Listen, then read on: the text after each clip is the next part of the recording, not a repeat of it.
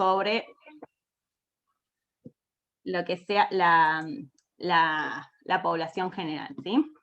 Entonces, bueno, de lo más simple a lo más complejo, unas formas de hacer inferencias son la estimación, intervalos de confianza y test de hipótesis, ¿sí?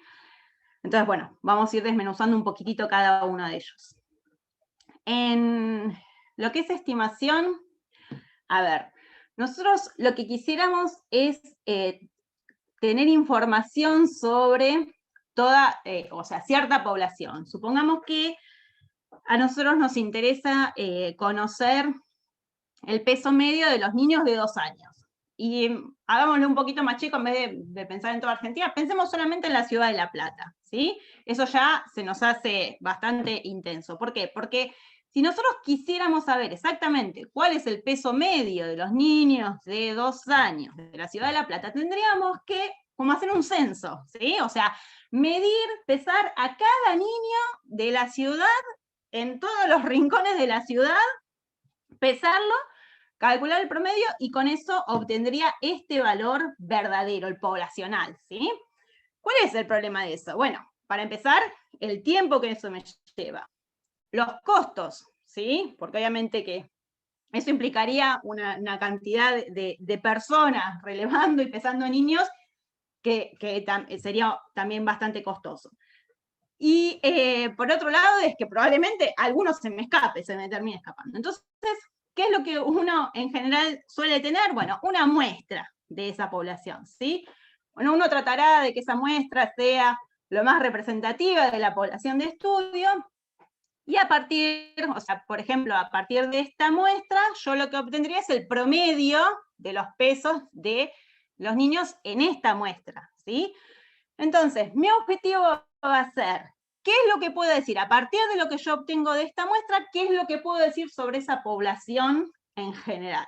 ¿Sí? Entonces, bueno, la estimación, que llamamos, bueno, estimación puntual, me da simplemente un valor, ¿sí? Por ejemplo, en este caso, sería el promedio de los pesos de los niños en la muestra que yo tomé. Supongamos que me interesara conocer, no sé, la prevalencia retraso crónico del crecimiento. Bueno, tomaré una muestra y a partir de la prevalencia que yo encuentre en esa muestra, haré inferencias sobre la población general, ¿sí? Entonces, yo lo que estoy obteniendo con esto son numeritos, simplemente sí, o sea, tomo mi muestra y calculo el promedio, calculo el porcentaje, lo que sea que me interese en esa muestra, ¿sí? ¿Cuál es el problema de eso? Bueno, que si yo a cada uno de ustedes los mandara y les dijera, bueno, tomen cada uno de ustedes su propia muestra de, pongámosle, 50 niños de 2 años, péselo y tráigame cuál es el promedio. Bueno, lo más probable es que de todos ustedes me traigan todos valores distintos. Digo, bueno, ¿con cuál de todos ellos yo me quedo? ¿Sí? Entonces, como que un valor puntual no me es muy informativo. Entonces, me interesaría más si yo pudiera tener un rango de valores, ¿sí? Donde pudiera decir que con cierta confianza bastante alta contenga el valor verdadero, ¿sí? Pero ¿qué pasa? Esa confianza muy alta, uno quisiera decir, bueno, ¿por qué no me das una confianza del 100%? Yo quiero estar 100% segura de que en el rango de valores que me estás dando contiene el valor verdadero. Y bueno, sí, eso sería lo ideal, pero ¿qué ocurre? Si yo les digo, bueno, ¿saben qué? El peso medio de los niños de 2 años de edad está entre 0 y 100 kilos. Y sí, bueno, no me estás diciendo nada nuevo, ¿sí? No me estás dando ninguna información. Entonces, yo lo que quiero es tener una confianza alta, pero también un intervalo más preciso, o sea, más acotado, más cortito, ¿sí?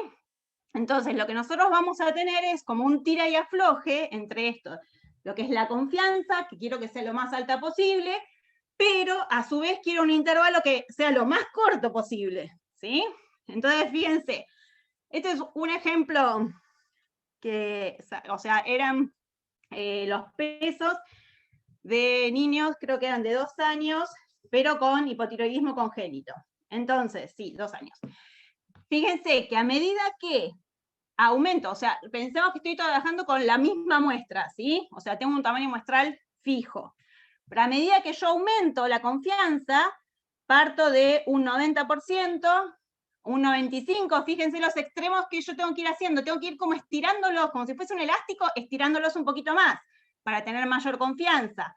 Y si bajo un poco más, quiero mayor confianza, que estiro un poquito más, ¿sí? Entonces, cuanto más voy aumentando la confianza, más tengo que estirar este elástico, más grande mi intervalo, menos preciso, ¿sí?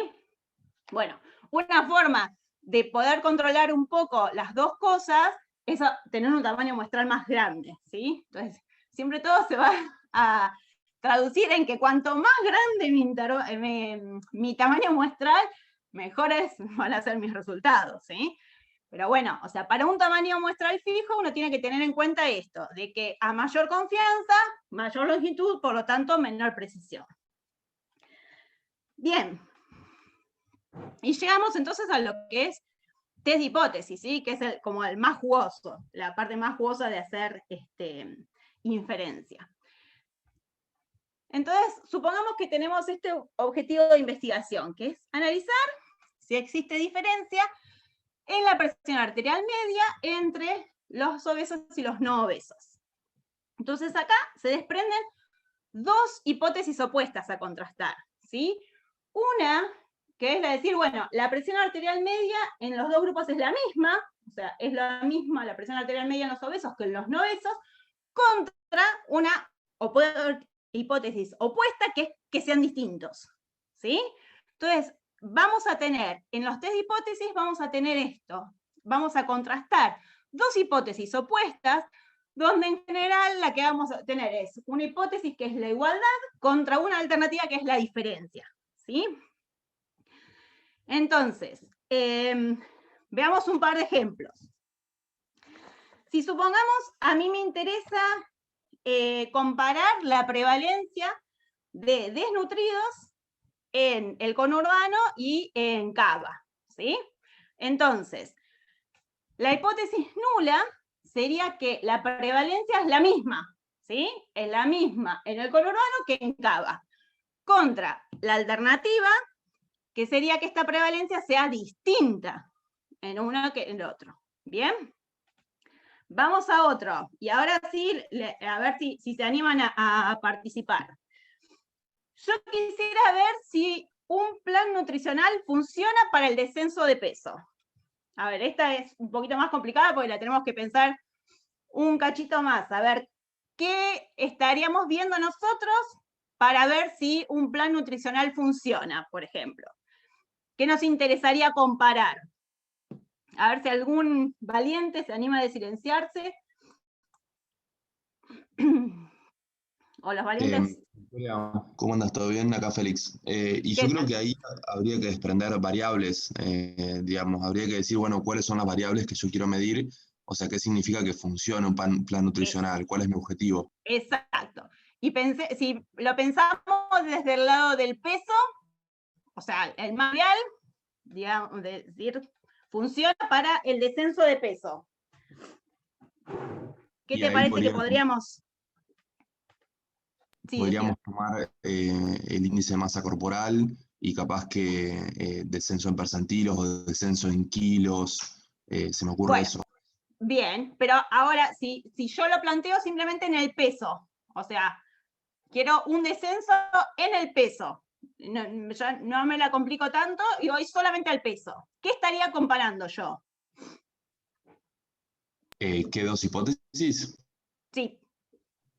Uno sería el plan nutricional tal provoca descenso de peso y la otra sería el plan nutricional tal no provoca descenso de peso. Bueno, ¿y cuál iría? Muy bien planteadas, pero ¿cuál iría, por ejemplo, en la hipótesis nula, que es la de igualdad que estamos diciendo? La nula sería no provoca descenso de peso. Exacto, ¿sí? O sea, que el peso medio antes y después del plan nutricional es el mismo, o sea, no provoca un descenso, contra la alternativa de que sí. Perfecto, muy bien. Muchas gracias, Félix.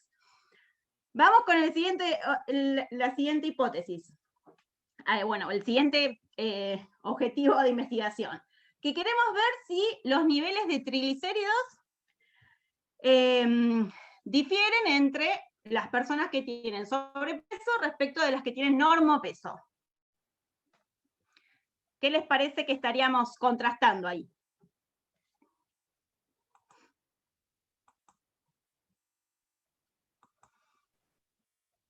¿Algún valiente?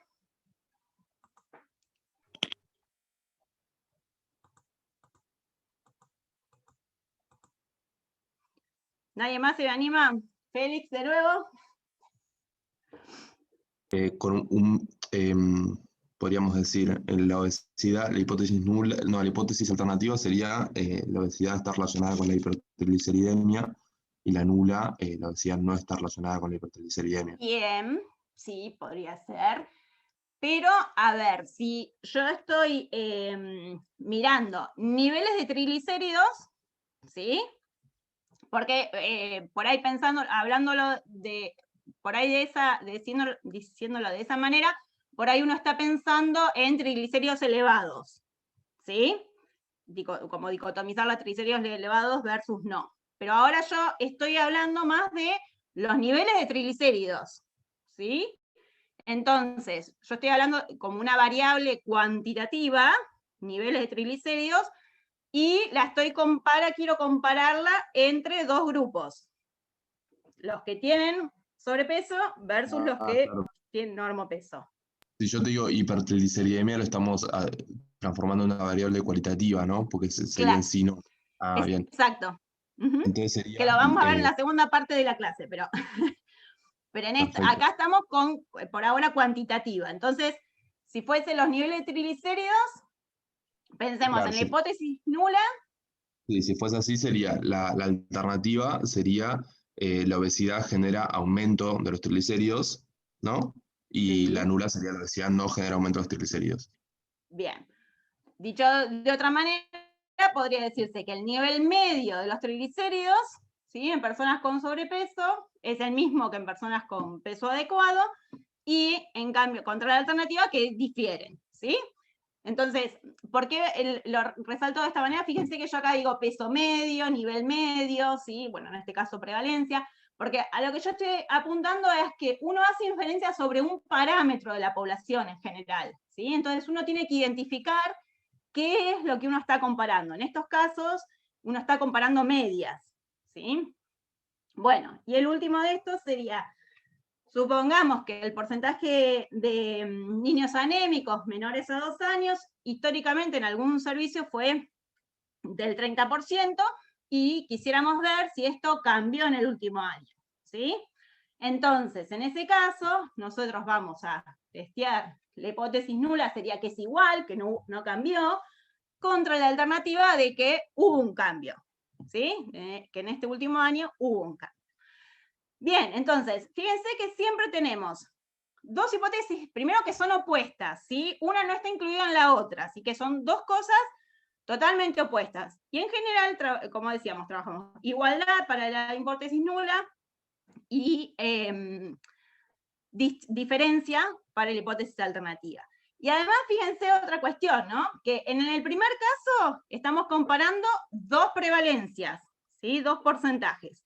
En el segundo, el del plan nutricional, estamos comparando medias en un antes y un después. Es el mismo grupo al que se le realizan dos mediciones, ¿sí?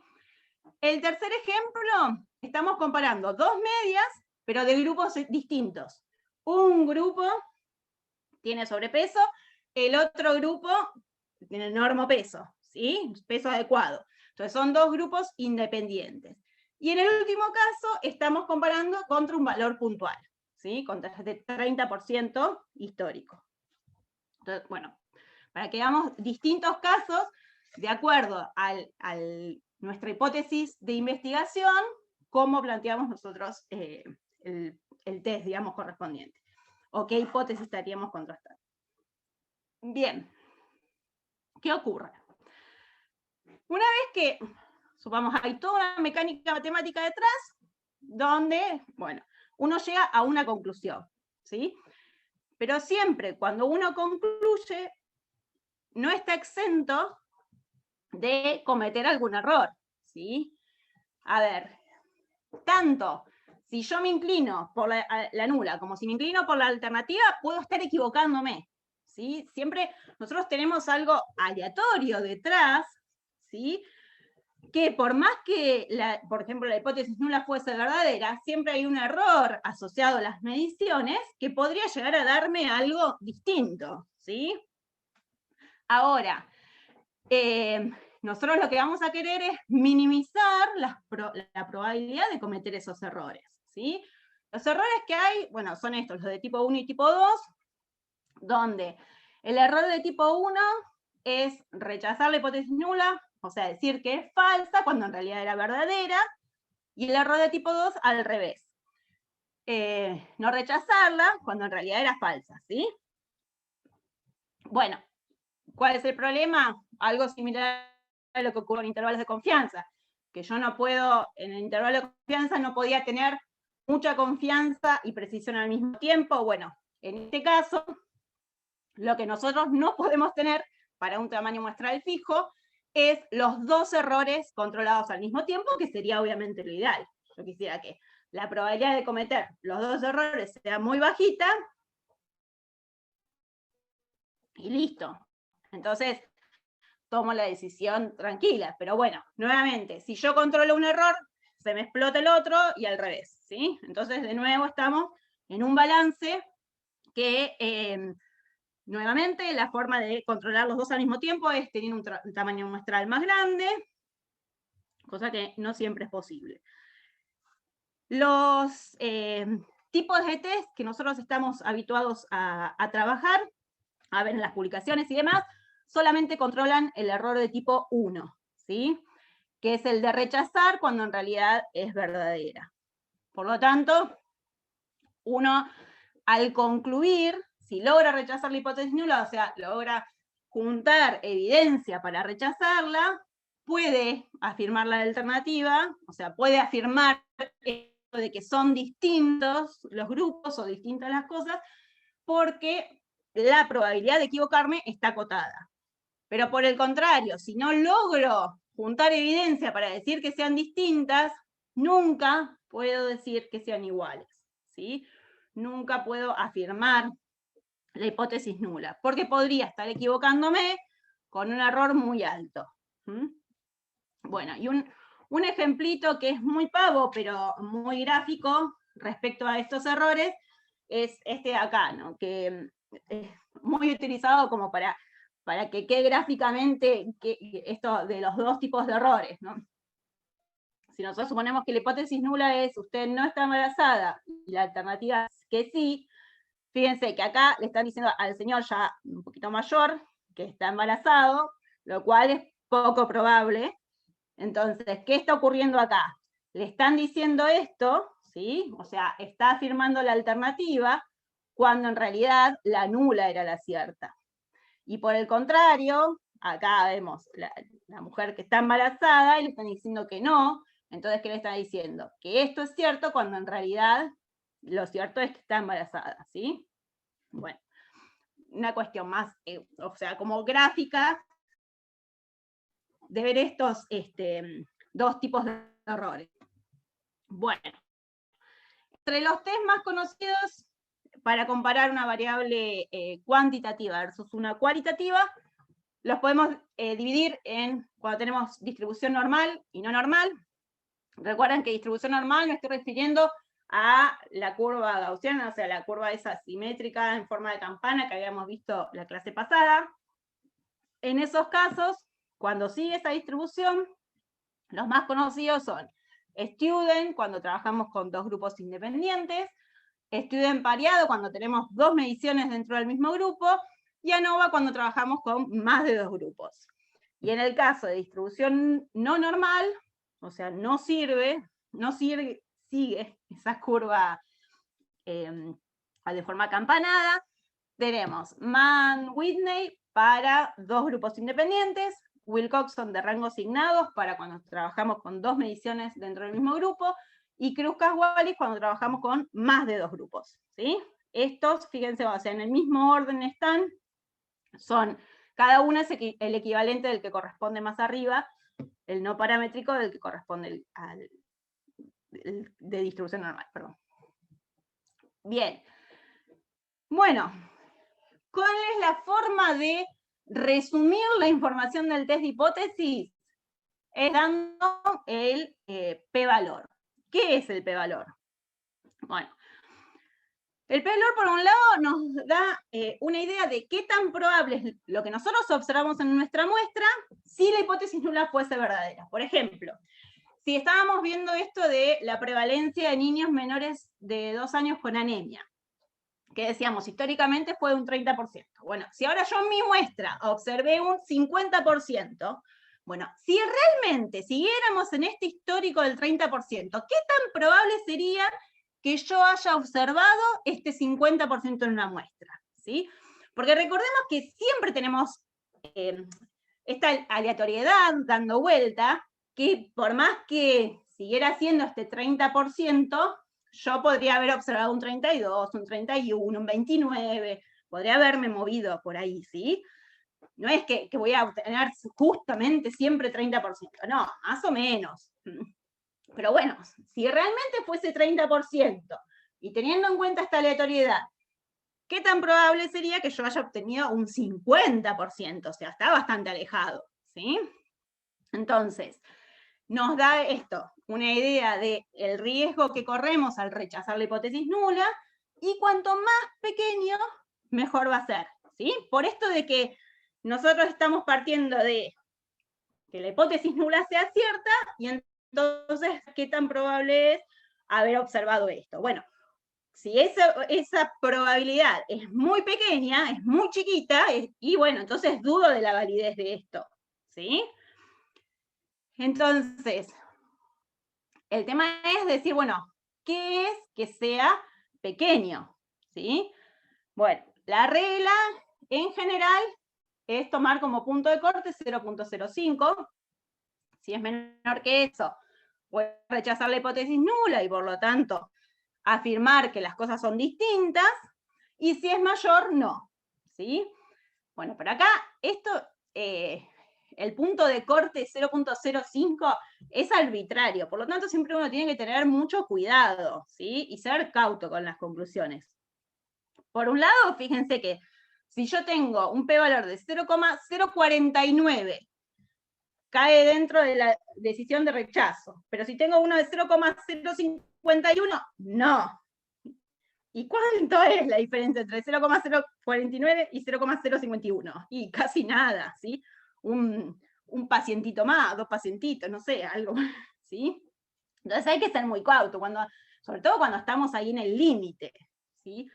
Bueno, a veces, y justamente como es arbitrario, este punto de corte a veces puede flexibilizarse o ser un poco más estricto. En general, en medicina, como trabajamos con personas, no solemos flexibilizarlo tanto, sino más bien a veces hacerlo más estricto, con un 0,01, ¿sí? Dependiendo sobre todo del tipo de estudio, ¿sí? Y las implicancias que esto tenga. Bien, los cuidados que hay que tener, esto que les decía, que no rechazar la hipótesis nula no implica aceptar. Nunca, ninguna de sus conclusiones puede ser que dos cosas sean iguales, que dos medias sean iguales, ¿sí? Simplemente es que esta muestra o este estudio no mostró evidencias de que las cosas sean distintas. Es como decirlo, lo digo por la vuelta, ¿sí? Doy la vueltita y lo digo de otra manera. Pero no puedo afirmar que dos cosas sean iguales. Simplemente decir que no tengo evidencia para decir que sean distintas, pero podría ocurrir que si yo aumento el tamaño muestral, me termine dando significativo, ¿sí? Y recuerden esto de que podría estar cometiendo un error de tipo 2 que no lo tengo controlado, o sea, podría ser muy alto. Y la otra cuestión que hay que tener cuidado, que es que algo sea estadísticamente significativo, no necesariamente implica que sea clínicamente significativo. Entonces hay que ser cauto y, bueno, las dos cosas, ¿no? Tienen que ir de la mano. Ni la estadística sola por un lado, ni la clínica sola por el otro, ¿sí? O sea, tendrían que trabajar juntas en el sentido de que a veces diferencias muy pequeñas pueden llegar a ser significativas porque uno tiene un tamaño muestral muy, muy grande, pero sin embargo eso no tenga ninguna implicancia en lo que es para el paciente o para la población, ¿sí? Bueno, veamos un ejemplo acá. Esta es una tabla, una selección de una tabla, un recorte, perdón, de una tabla que aparece en el artículo, que el nombre está ahí arriba, que lo que trabajaron fue con el clampeo tardío o temprano. El grupo DSC es el de delay, o sea, el clampeo tardío, que fue después de los 5 minutos, y el otro, el temprano, el clampeo temprano, que fue antes de los 20 segundos. Entonces, tenemos estos dos grupos, y en esta primera tabla es simplemente las características generales de los dos grupos, y están ahí comparadas, ¿sí? Entonces, fíjense, por ejemplo, con este punto de corte que decíamos que un p-valor menor que 0.05 lo consideramos significativo, y si no, no. Podemos observar, a ver, por ejemplo, para la edad, ¿sí? La edad materna, fíjense que tengo un p-valor grande, ¿sí? 0,76, es bastante mayor que 0.05, ¿sí? Por lo tanto, bueno, acá no puedo decir que hayan diferencias en la edad materna entre los dos grupos. Lo mismo, por ejemplo, para el tipo de parto, ¿sí? Tengo un 74% contra un 67%. Bueno, el p-valor no es significativo, no puedo decir que haya diferencias entre los grupos. ¿Y en cuáles, de todas estas, en cuáles hay dos en las cuales uno puede decir que haya diferencias? ¿Cuáles son? A ver si las identifican.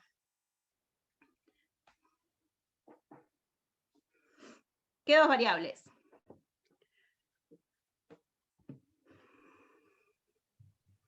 Tenemos que mirar. En el tiempo de clampeo del cordón. Perfecto, ¿sí? En estas dos de acá, ¿sí? Y justamente, que era lo que me diferenciaba los dos grupos. Así que está bien, uno esperaría que en el resto de las variables, ¿sí? Los dos grupos sean comparables, o sea, no haya diferencias. Si yo encuentro diferencias, bueno, después lo tendré que tener en cuenta en mi análisis, ajustando por esas diferencias, ¿sí? Pero en este caso, los grupos en principio parecerían comparables, excepto en el tiempo de clampeo, que era justamente como dividía los dos grupos, ¿sí? Bien. Bueno, hay una relación entre intervalos de confianza y test de hipótesis, ¿sí? Nosotros podemos utilizar los intervalos de confianza del 95% para concluir diferencias a un 5%, ¿sí? En general, los más usados son los intervalos de confianza para la diferencia de medias o diferencia de proporciones, ¿sí? Y lo que nosotros vamos a tener que buscar en esos casos es que el 0 esté o no incluido dentro del intervalo, ¿sí?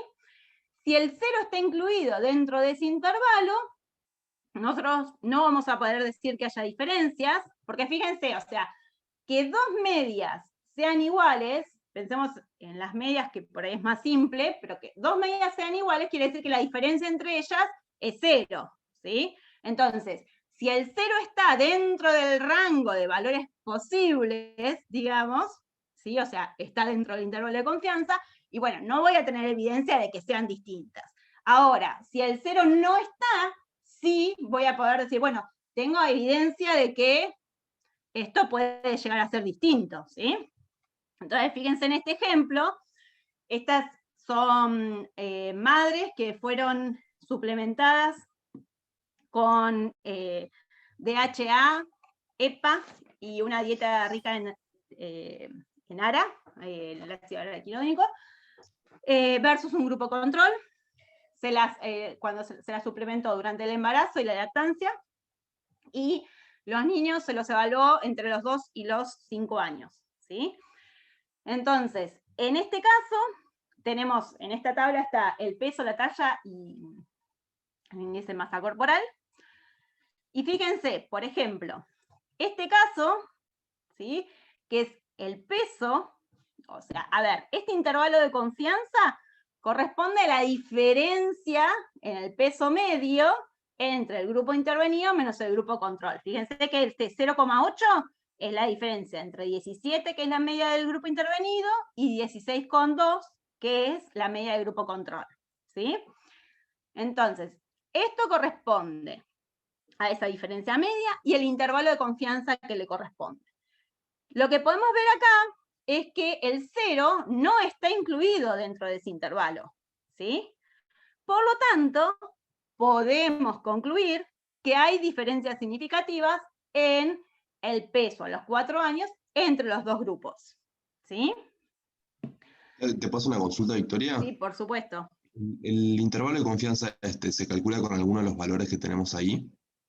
No, es un poquito más complejo. Ah, ok. O sea, hay una fórmula, digamos, o sea, detrás hay mucha matemática metida, ¿sí? Que no me meto porque los pierdo en cuanto empiezo. Pero hay, la que sí calculás a partir de estos valores, si querés, es esta diferencia, ¿sí? Es esta menos esta. Puede haber alguna diferencia de decimal, porque esto está truncado o redondeado a un decimal, entonces cuando uno trabaja con más decimales, podría llegar a ser que en el redondeo quede algún decimal distinto, eso sí. ¿Sí? Pero Ok. lo del intervalo no sale directamente de lo que vos ves acá, eso no. ¿Sí? Ok. Entonces, acá lo que les decía es, vemos que el 0 no está incluido, puedo concluir que hay diferencias, y una vez que yo puedo concluir que hay diferencias, sí puedo decir cómo es esa diferencia, o sea, cuál es más grande que cuál, ¿sí? O sea, voy por pasos. Primero digo, hay diferencias, concluyo si hay o no hay diferencias, en este caso hay diferencias, y como la hay, ¿sí? O como las hay, puedo decir que el peso medio a los 4 años del grupo intervenido es mayor que la del grupo control. ¿Sí? Entonces, primero, a partir del intervalo concluyo que haya diferencias. Si la hay, voy a ver cuál es mayor que cuál. Si no la hay, no puedo decir nada. ¿Sí? Veamos otro ejemplo. A los 5 años, ahora el 0 sí está incluido dentro del intervalo. El intervalo es, ¿sí?, lo que está entre los dos paréntesis. ¿Y cómo me doy cuenta que el 0 está? O sea, para que no esté, digamos, los signos de los dos extremos tienen que ser iguales. ¿Sí? Para que esté, uno tiene que ser negativo y el otro positivo. En este caso, vemos que va de menos 0,3 a 1,6. En el medio pasó por el 0. ¿Sí? El caso anterior, fíjense que era de 0,1 positivo a 1,5 positivo. Los dos estaban por encima del 0. Entonces, en este caso, no puedo decir que haya diferencias significativas entre los dos grupos. Y fíjense ahora, este último, para el índice de masa corporal, acá la diferencia media fue de 10, los dos extremos son positivos, por lo tanto también puedo concluir que hay diferencias, y como puedo decir que hay diferencias, también puedo decir que a los 4 años el índice de masa corporal medio del grupo intervenido fue mayor que el del grupo control. ¿Sí? ¿Se entiende más o menos el tipo de conclusiones que podemos ir sacando? Bien, en este caso, nosotros lo que teníamos, bueno, es el mismo ejemplo del clampeo tardío y temprano, donde, bueno, esta es la segunda tabla, que son características de los niños, bueno, a los 2 días, a los 4 meses. Fíjense por acá que tengo marcado el hematocrito a los 2 días, ¿sí?, en los dos grupos. A ustedes primero ahí, ¿les parece que hay diferencias significativas o no?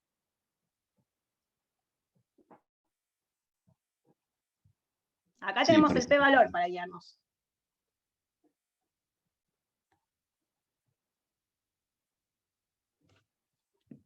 ¿Sí o no?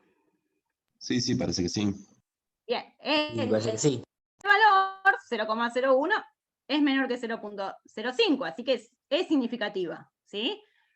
Entonces, una vez que podemos concluir que hay diferencias entre los grupos, además podemos decir que para el grupo de clampeo tardío, el hematocrito a los 2 días fue mayor que para el grupo de clampeo temprano, ¿sí? ¿Y qué pasa a los 4 meses? A los 4 meses el p-valor es muy grande, ¿sí? Por lo tanto, no puedo decir que haya diferencias en los niveles medios de hematocrito entre los grupos. ¿Bien? Entonces, en este caso, tenemos 2 grupos independientes, ¿sí? Estamos comparando 2 grupos con 2 intervenciones distintas. Ahora, fíjense en este otro caso. Bueno, acá no sé cómo se dice, ¿no? Pero estos son niños y adolescentes entre 6 y 17 años, que lo que se quería ver era cuál era el efecto del glucomanano o algo por el estilo en la reducción de peso. Entonces, a un grupo se le administró eso más un plan nutricional y el otro solamente un plan nutricional. Es el grupo que llamamos placebo. En esta tabla lo que nosotros tenemos es, para cada grupo, o sea, tenemos como 3 columnas, información en 3 columnas, ¿sí? Primero tenemos, en esta columna, la información para el grupo intervenido en el antes y el después, o sea, el cambio respecto de la línea de base. Lo mismo acá para el grupo placebo, y en esta tercera columna, que se pega junto con el p-valor también, está la diferencia entre estos cambios, ¿sí? Y el intervalo de confianza correspondiente. Entonces, veamos el primer caso.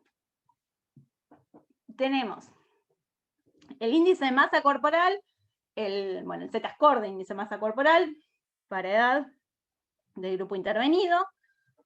Vemos que hay un cambio porque el 0 no está incluido dentro del intervalo, ¿sí? Fíjense que los 2 extremos son negativos, por lo tanto, para el grupo intervenido vemos que hay un cambio entre las 12 semanas y el inicio, y también lo vemos para el grupo placebo, porque también el 0 no está incluido dentro de este intervalo, ¿sí? Entonces también hay diferencias. Pero ¿qué pasa cuando vamos a comparar los dos cambios? Bueno, acá sí está incluido el 0. Por lo tanto, el cambio que se produjo, se produjo en el grupo intervenido respecto del cambio que se produjo en el grupo placebo, no hubo diferencias entre ellos, ¿sí? Fíjense que de hecho tenemos un p-valor bastante grande. Y por ejemplo, este otro, en los niveles de LDL, ¿sí? Del colesterol LDL, vemos acá que acá sí hubo un cambio porque los 2 extremos son negativos, el 0 no está incluido, así que el cambio que se produce en el grupo intervenido respecto del cambio que se produce en el grupo de placebo sí es diferente. Y si miramos cada uno por separado, fíjense que en el grupo intervenido los 2 extremos son negativos, por lo tanto hubo una reducción en los niveles de LDL entre el baseline y las 12 semanas. En cambio, para el grupo placebo, podemos ver que no hubo un cambio, porque fíjense el extremo, este es negativo y este es positivo, ¿sí? Por lo tanto, incluye el 0. Así que no hubo un cambio ahí entre los 2 periodos. Y bueno, eso después hace que también la diferencia entre los 2 sí sea significativa. Bueno, entonces en este caso tenemos como mucha información, porque tenemos cada una de estas columnitas es un antes y un después del mismo grupo, o sea, 2 mediciones dentro del mismo grupo. Y en la última columnita está comparando también esas mediciones, pero entre los 2 grupos, ¿sí? Bueno, o sea, como esto, la idea era mostrarles distintos ejemplos, o sea, distintas tablitas donde tengamos distintos tipos de comparaciones, ¿sí? Esto en cuanto entonces a lo que eran variables cualitativas versus, o sea, algo que me separaba en grupos, por ejemplo. Y ahora veamos lo que es asociación entre 2 variables categóricas, o sea, o 2 cualitativas, ¿sí? Bueno, primero la forma de presentarla, se presentan esto que se llaman tablas de contingencia, una tabla de doble entrada, ¿sí? En este caso era, bueno, esta tabla sale de un estudio sobre obesidad y distintos factores de riesgo. Esta era una tabla donde estaba presentada el área de residencia, ¿sí? Bien.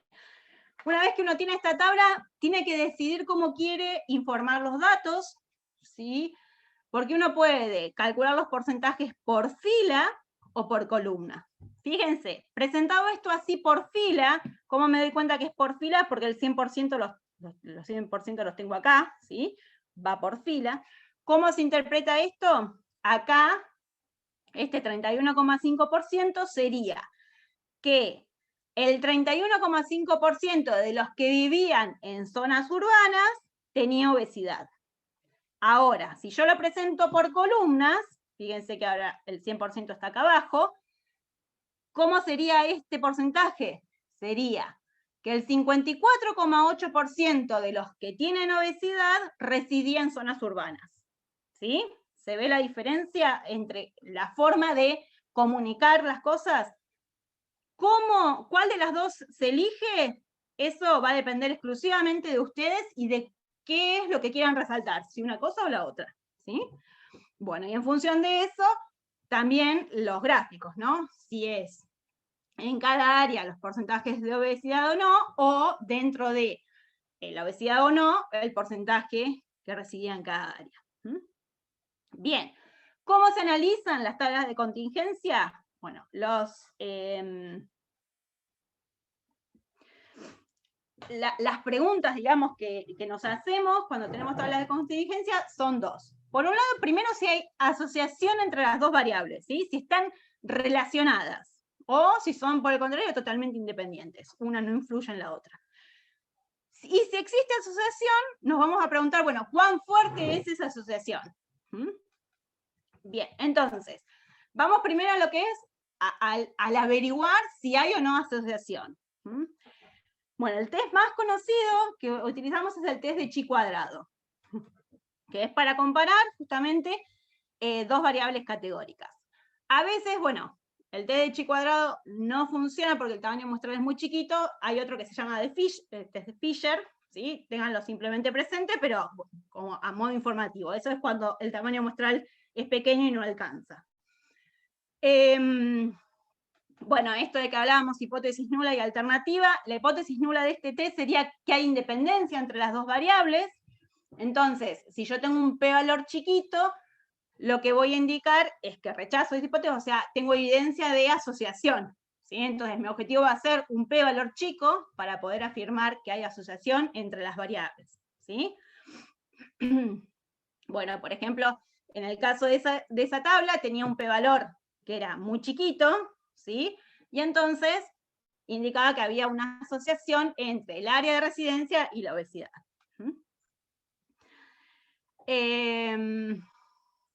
Bueno, esto de que simplemente nos indica si hay asociación o no, pero no nos indica en qué sentido, no nos dice si es una relación directa o indirecta, ni la fuerza de la misma, sino, bueno, esto, de que un p-valor chico simplemente lo que nos dice es que hay fuerte evidencia de asociación, pero no nos dice que la asociación es fuerte, ¿sí? Por ejemplo, en este caso, yo tengo dos tablitas donde tengo la edad menor a 2 años y la anemia, ¿sí? Tengo un p-valor chico, por lo tanto puedo decir que hay asociación entre la anemia y la edad menor a 2 años, y tengo otra tablita con la deficiencia de hierro y la anemia, y también tengo un p-valor chico, que me indica que hay asociación entre la deficiencia de hierro y la anemia. Pero fíjense que el hecho de que este p-valor sea más chico que este, no me implica que la edad y la edad menor a 2 años está más fuertemente relacionada con la anemia que la deficiencia de hierro, ¿sí? No me implica eso. Y de hecho, fíjense que los tamaños muestrales, este es 245, este es 95, así que esta diferencia de este p-valor más chiquitito puede tranquilamente deberse a que el tamaño muestral fue más grande. ¿Mm? Bien, entonces, ya sabemos que hay asociación. A ver, digamos, o vayamos un pasito más atrás. Si no hay asociación, listo, ahí se quedó. Simplemente digo, bueno, no tengo evidencia de asociación entre estas dos variables. Por ejemplo, si esas no me hubiesen dado, bueno, no tengo evidencia de que la edad menor a 2 años esté relacionada con la anemia, ¿sí? Pero bueno, si me da asociación, voy un pasito más adelante, que es preguntarme, bueno, ¿cuán fuerte es esa asociación? ¿Sí? Y bueno, y ahí aparecen lo que llamamos odds y odds ratio, que vamos a hacer así. A ver, es muy importante la forma en la que armamos la tabla, porque si hacemos macanas, los resultados nos cambian diametralmente, o sea, nos da exactamente todo lo opuesto.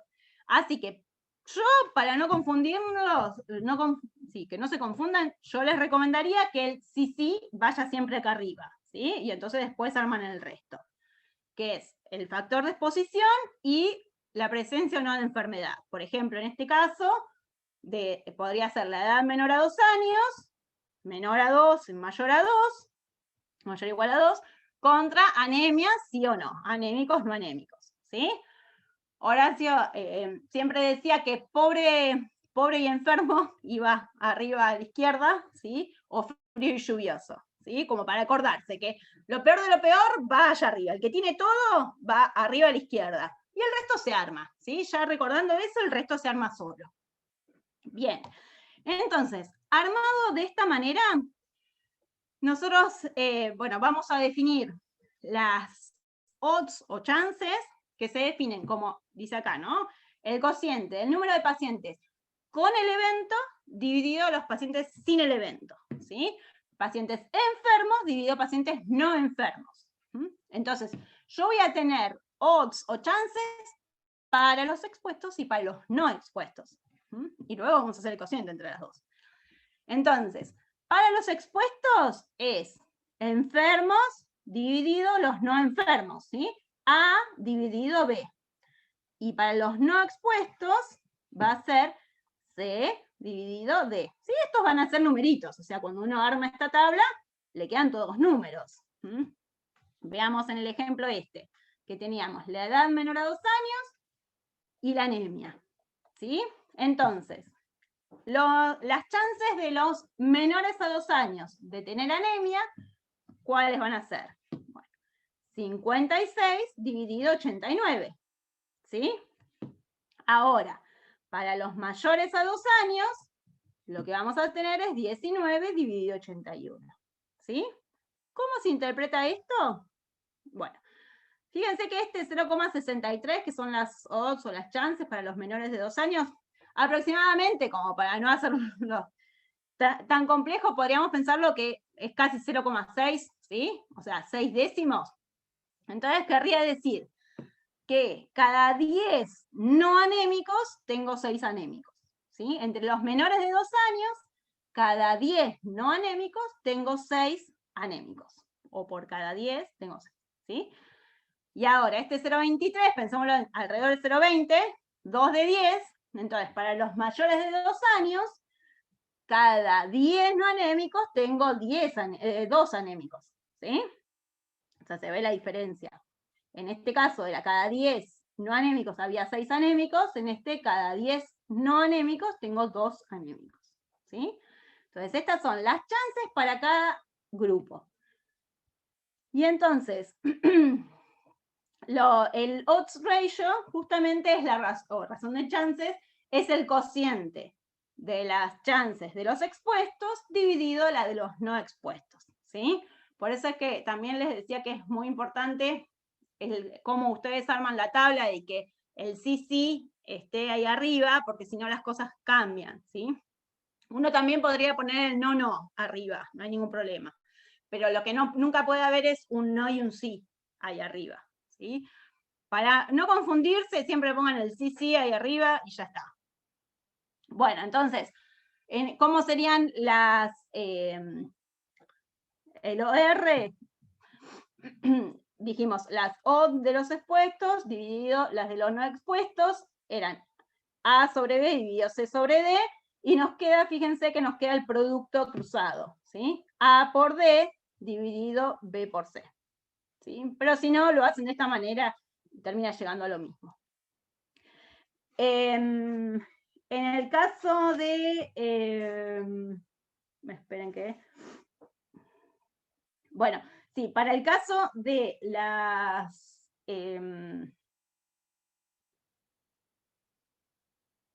no sé si estoy quemando la cosa. Bueno, pero ahora lo vemos en el otro, en la siguiente, perdón, me estaba adelantando. Entonces, ¿cómo interpretamos los odds, el odds ratio?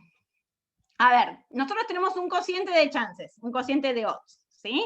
Entonces, si las dos son iguales, el cociente me da 1, ¿sí? Tengo un cociente de dos cosas. Si las dos son la misma, nada, piensen, algo dividido a sí mismo me da 1, ¿sí? Entonces, si las dos son iguales, el OR me da 1, y por lo tanto uno dice que las chances de los expuestos y de no expuestos son iguales. Ahora, si el numerador, o sea, las chances de los expuestos es más grande que el denominador, ese cociente me da mayor que 1, ¿sí? Y por lo tanto, justamente es lo que está diciendo. Si el OR es mayor que 1 es porque el de arriba, las chances de los expuestos, es más grande que el denominador, que es la de los no expuestos. Y por el contrario, al revés, ¿sí? Si el OR es menor que 1, es que este cociente es menor que 1, quiere decir que el numerador es más chiquito que el denominador. Las chances de los expuestos son menores que la de los no expuestos, y en este caso esto es lo que llamábamos factor protector más que de exposición, ¿no? Y ahí va, que lo que me estaba quemando antes, en el caso de la tabla que habíamos visto, el OR para la edad menor a 2 años, como factor de exposición para la anemia, es de 2,68. ¿Qué quiere decir esto? ¿Cómo lo interpretamos? Bueno, acá hay que tener cuidado porque, bueno, se puede interpretar como de dos maneras, dos por lo menos, digamos. A ver, y lo que es importante es que noten la diferencia entre una y otra. Traté de resaltarlo lo más posible para que vean dónde difieren una de otra. Uno puede decir que para esta población las chances de los menores de 2 años de tener anemia son 2 veces y media, o sea, redondeo el 2,68 en un 2,5 para no complicarme tanto. Podría decir 2,68 chances, ¿sí? 68. Para no complicarla demasiado, redondeo así en 2 veces y media. Entonces, las chances de los menores de 2 años de tener anemia son 2 veces y media las chances de los mayores de 2 años. Y fíjense esta otra manera. Los menores de 2 años tienen 1 vez y media más chances de tener anemia que los mayores de 2 años. ¿Sí? Lo que quiero que noten es la diferencia entre 2 veces y media y acá que digo 1 vez y media más. ¿Sí? Si yo le pongo el más en mi oración, le tengo que como restar 1. ¿Sí?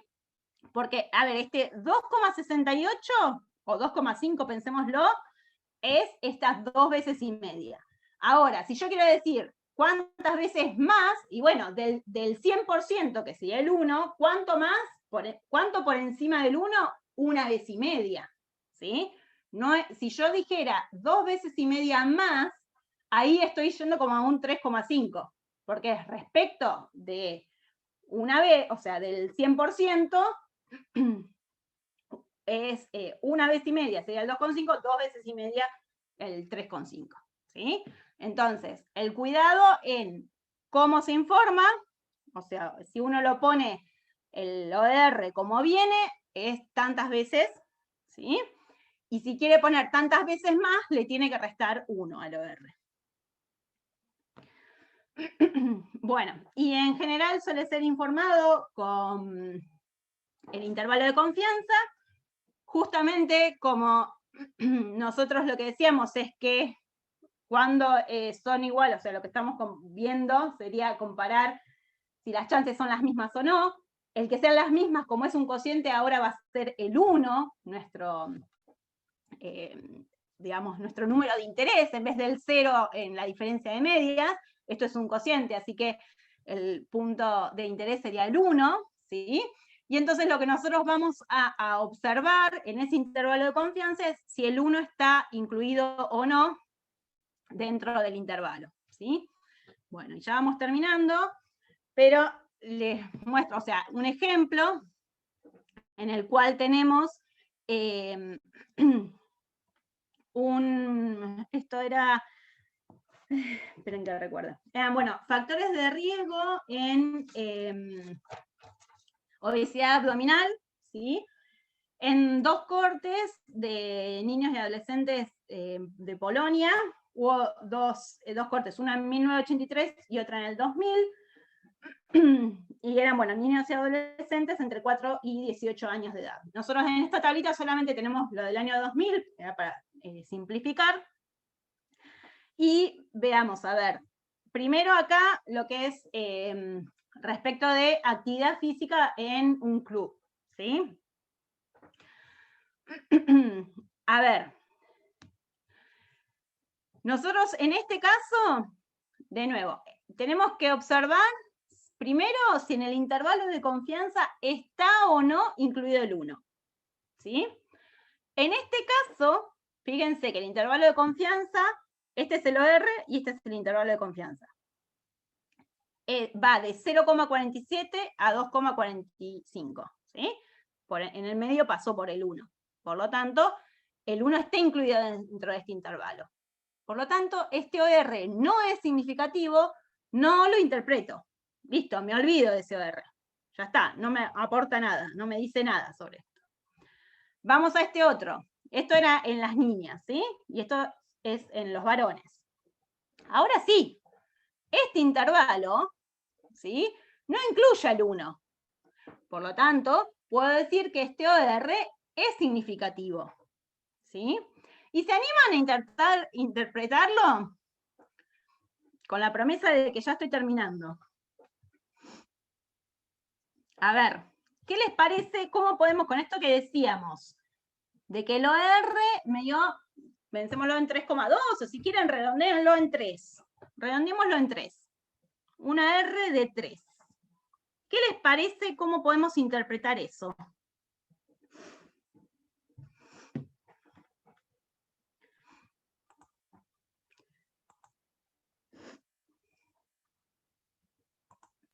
Puede ser, capaz le erró, porque son un montón de cosas, pero que la no realización de actividad física en un club deportivo aumenta 3 veces el riesgo de tener obesidad en varones. Bien. Lo único que sería es, el aumenta 2 veces porque es por encima, ¿sí? O también uno podría decir triplica, también, ¿sí? Triplica las chances de obesidad abdominal respecto de los que sí hacen actividad física en un club. Bien. Una cosita, Victoria, me meto. Sí. Ahí cuando Félix creo que habló y dijo aumenta el riesgo, no podemos hablar de riesgo acá, son Sí. chances, ¿no? Sí, perdón, no presté atención. Sí, gracias, Lili. En este caso, sí, nosotros hablamos de chances, odds o chances, ¿sí? Porque el riesgo implica, bueno, o sea, hablar de probabilidades, y eso está metido, bueno, en otro tipo que no llegamos a ver, ¿sí? Que es cuando uno habla de riesgos relativos. Cuando trabajábamos con OR, lo más que podemos hablar son de chances, ¿sí? Las chances de un grupo respecto de otro. Bueno, este otro, ¿sí?, tampoco incluye el 1, por lo tanto también es significativo y por lo tanto también podemos interpretarlo, ¿sí? Pero fíjense que es menor que 1, ¿sí? Entonces, este es hacer actividad física, ¿sí?, respecto de no hacer actividad física. Entonces, este 0,78, como es menor que 1, la forma de interpretarlo es, bueno, ¿cuánto disminuye respecto de ese 1? ¿Sí? ¿Cuánto me disminuye las chances, en este caso, de obesidad abdominal? ¿Sí? Respecto del 1, si yo hago 1 menos 0,78, esta es 0,22, ¿sí? Entonces, uno ahí concluiría que para los varones, el hacer actividad física disminuye un 22% las chances de obesidad abdominal respecto de los que no hacen actividad física, ¿sí? Esa sería como la forma de interpretarlo cuando el OR es menor que 1. Esto de que hablábamos de que se consideraba como un factor protector, ¿sí? Como algo que es beneficioso. Bueno, y nada, por último un comentario acá, que fíjense, cuando tengo más categorías, no las resalté acá porque ninguna es significativa, pero simplemente mencionarles que cuando tenemos más de 2 categorías, bueno, hay 2 formas, en este caso, fíjense que el 1, en todas el 1 es la categoría que consideramos como de referencia. En este caso está considerada como referencia que los 2 padres, o sea, el padre y la madre, los 2 sean no fumadores, ¿sí? Entonces, cada una de estas está hecha respecto de esa categoría. Bueno, y por último, entonces, algunos de los test más conocidos para comparar variables. Cuando tenemos una variable cuantitativa versus una cualitativa, esto ya los mencionamos, test de Student-Arma-Winnet para 2 grupos, ANOVA o Cruz-Wallis para más de 2 grupos, 2 variables cualitativas entre sí, test de chi cuadrado o Fisher y OR para la magnitud, y cuando queremos comparar 2 cuantitativas, esto no lo vimos, utilizamos lo que es correlación de Pearson o Spearman, ¿sí? Bueno, y no los torturo más, eso es todo, ahí les queda mi mail por cualquier consulta que tengan, siempre disponible para lo que necesiten.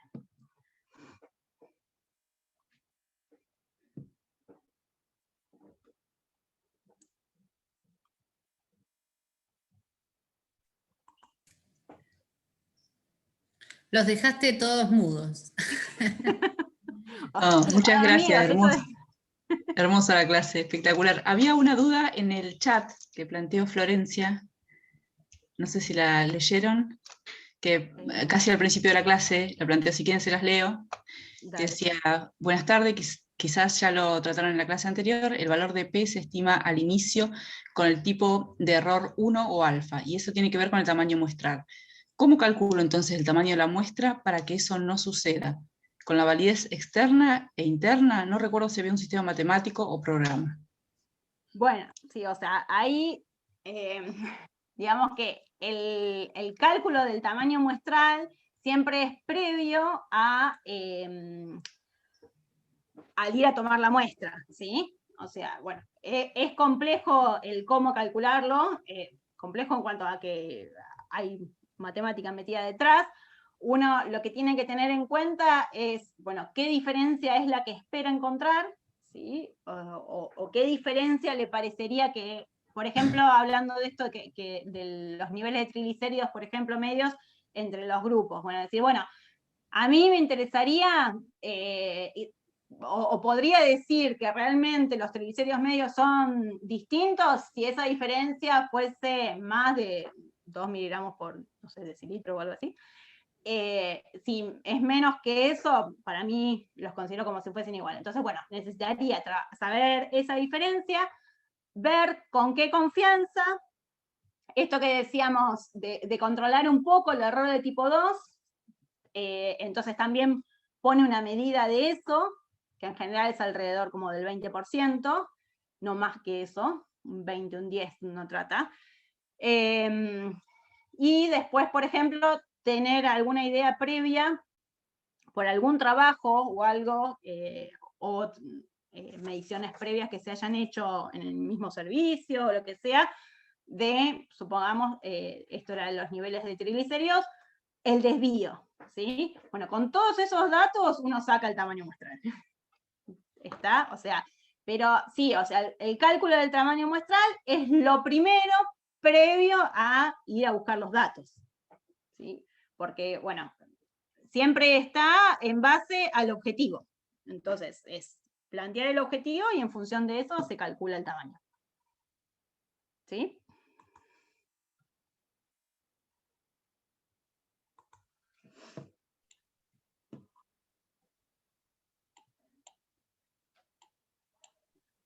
¿Alguien tiene alguna otra pregunta para hacerle a Victoria? Ahí están agradeciendo. Buena clase, dicen los chicos. Lo dejé knockout.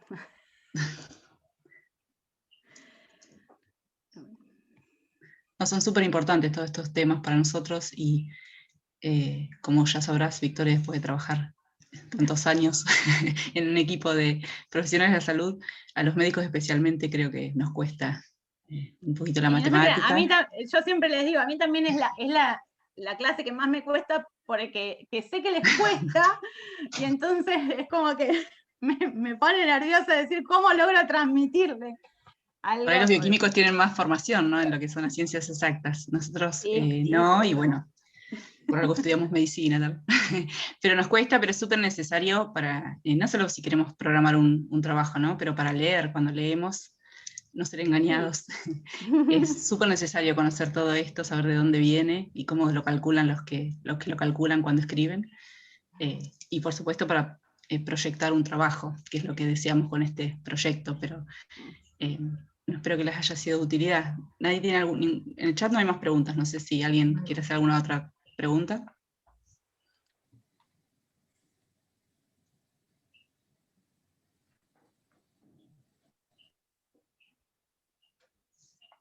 Bueno. Terminamos entonces, muchas gracias. Bueno, Muchas gracias a gracias. todos. Súper agradecidos por las Adiós. clases, espectacular. Gracias, Vicky. Gracias. Estuvo bárbara. Adiós.